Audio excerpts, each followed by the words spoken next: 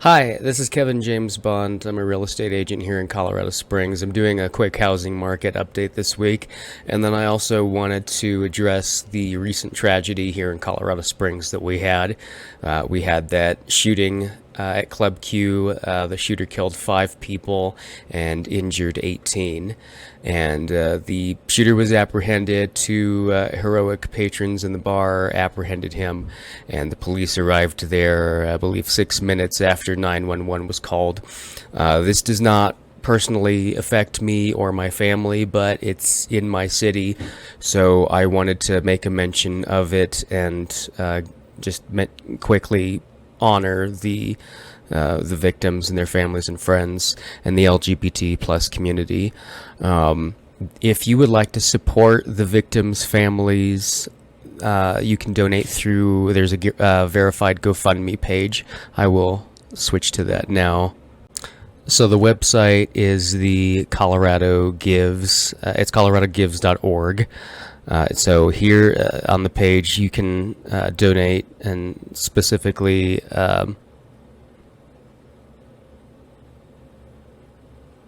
oh, here it is. Okay, I'm sorry. The Club Q tragedy down here, and you can designate it for that fund.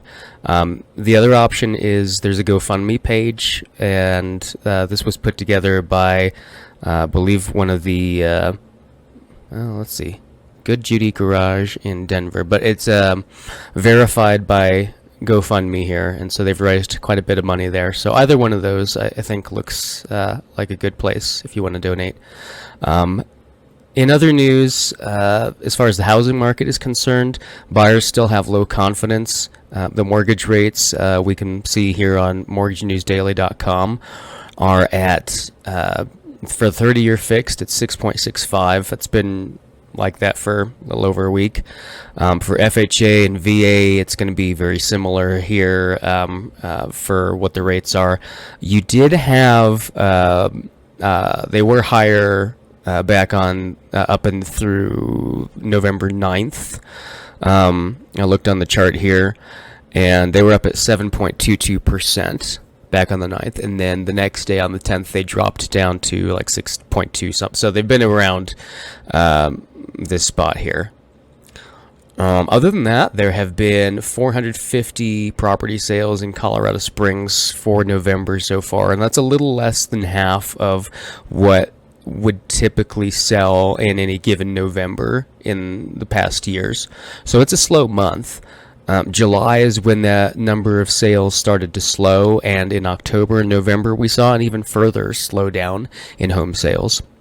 So you can see in this chart here, we're looking at the past 12 months for the average sale price and the median sale price in Colorado Springs here. So right now we're currently at 427,000.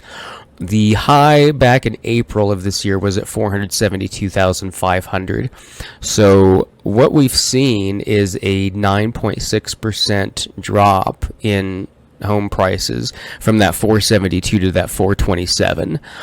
And so the home prices now are about what they were in the December-January time frame. So, and even, before, up through, like, I think September even, it's about the same range of prices. So that's about what home values have dropped to since then. And that's causing homes to sit on the market longer at 33 days on average. I think a little bit longer now.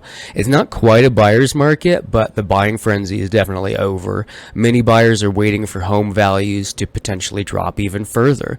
The tension of high home prices plus increased interest rates has removed the motivation for many buyers. We likely enter a recession next year.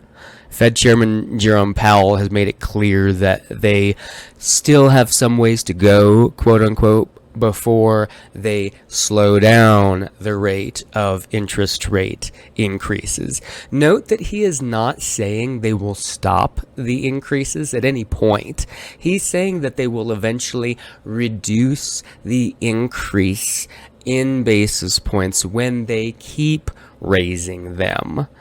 The mortgage rates are going to keep going up.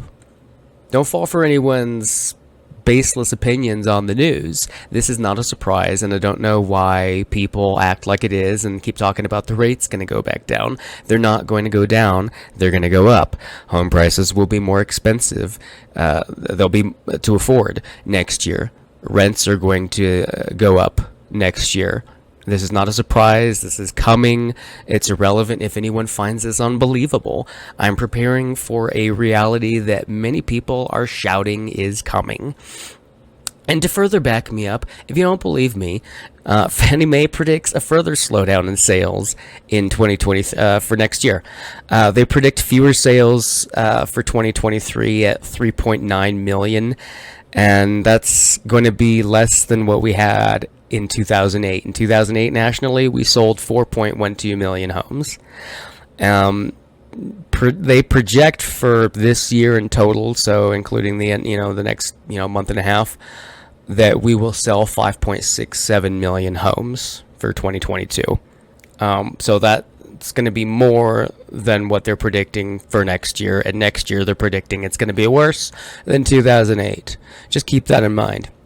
From all the signs I've been seeing, yeah, I'm fully expecting our hard hit on the housing market for the next 12 months. I don't know yet, though, what that will look like for home prices. I do have a guess. Listing agents and sellers, like I said, they're starting to understand that if they want to sell their property, they need to price their property like it's 2021 property prices, because it is. That's where we're at now.